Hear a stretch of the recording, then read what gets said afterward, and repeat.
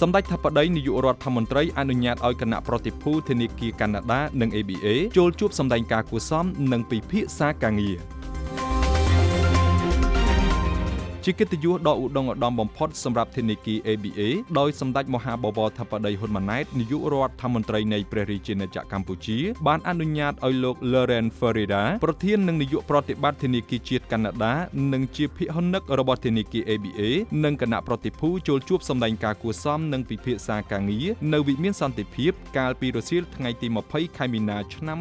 2025ក្នុងឱកាសនៃជំនួបលោកប្រធានធនាគារបានគោរពជម្រាបជូនសម្ដេចមហាបវរធិបតីអំពីវឌ្ឍនភាពអាជីវកម្មរបស់ធនាគារ ABA ដែលបានក្លាយជាធនាគារលំដាប់ទី1នៅកម្ពុជានិងបានគូបញ្ជាក់ថាធនាគារ ABA ពិតជាមានសេចក្តីសោមនស្សរីករាយដែលបានធ្វើប្រតិបត្តិការអាជីវកម្មនៅកម្ពុជានិងបានចូលរួមចំណែកដល់ការធ្វើទំនើបកម្មប្រព័ន្ធធនាគារនៅកម្ពុជាលោកប្រធានធនាគារជឿជាក់ថាធនាគារ ABA នឹងបន្តបំពេញតួនាទីសំខាន់និងបន្តចូលរួមចំណែកដល់ការរីកចម្រើននៃវិស័យធនាគារនៅកម្ពុជាជាការឆ្លើយតបសម្ដេចមហាបវរធិបតីបានអបអរសាទរចំពោះវឌ្ឍនភាពនិងការរីកចម្រើនរបស់ធនាគារ ABA ជាពិសេសការទទួលបានចំណាត់ថ្នាក់ជាធនាគារលំដាប់ទី1នៅកម្ពុជាសម្ដេចមហាបវរធិបតីក៏បានវិតម្លៃខ្ពស់ចំពោះតួនាទីនិងការចូលរួមចំណែករបស់ធនាគារ ABA